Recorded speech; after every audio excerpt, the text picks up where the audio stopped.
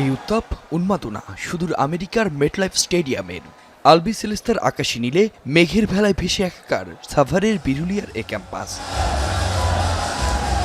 মধ্যরাতের এই মহাসংগ্রামকে ঘিরে যুক্তি পাল্টা যুক্তি আর আবেগের লড়াইয়ে মাতেন শিক্ষার্থীরা। মূল চাওয়া জয় হোক ফুটবলের। ট্রফি তো আমরা নিয়ে চলে এসেছি, অল্প কিছু সময় আর সামান্য একটা রাতের ব্যবধানে একটি ম্যাচের মাধ্যমে ঘুরিয়ে দিব এবং সেই ঐতিহাসিক সেলিব্রেশন করব।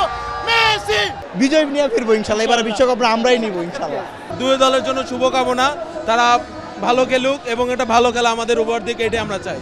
এখানে 3টা স্টার, এখানে আমরা 8টা স্টার চাই। ম্যাচ দেখতে এসেছিলেন খোদ আর্জেন্টাইন রাষ্ট্রদূত, বললেন ভালোবাসি বাংলাদেশ।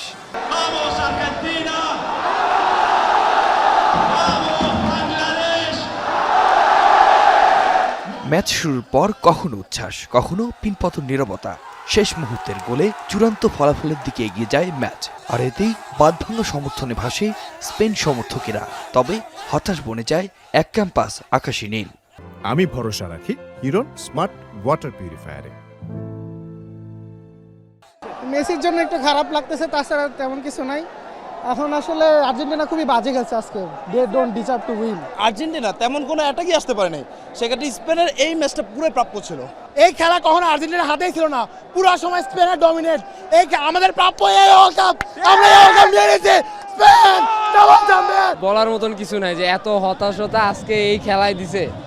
মানে কামব্যাক বলতে বলতে বলতে বলতে যে এইভাবে আসলে ফিরে যাওয়া হবে। মেসি অবশ্যই ভালো, কিন্তু আর্জেন্টিনার কাছে খুবই বাজে খেলছে। আমরা আর্জেন্টিনার কাছে এই ধরনের ম্যাচ আশা করিনি। বিশ্ব জাদুকর ভালো খেলছে, তবে আজকের পারফরমেন্সটা একটু খারাপ ছিল। বিগত যতগুলো খেলছে ভালো খেলছে, তবে অলওয়েজ মেসি, অলওয়েজ আর্জেন্টিনা। ভোর হচ্ছে 1-0 ব্যবধানে চ্যাম্পিয়ন স্পেন। চ্যাম্পিয়ন যেই হোক না কেন, ড্যাফোডিলের এই জনসমাগম আর সমর্থনের মধ্য দিয়ে যে ইতিহাস রচিত হলো তা সময়ের সাথে বাংলাদেশের ফুটবলকে প্রেরণা যোগাবে। আর সেখান থেকেই পথ দেখিয়ে এগিয়ে যাবে লাল সবুজের বাংলাদেশও। আতিক মেজবা লগ্ন, এখন ঢাকা।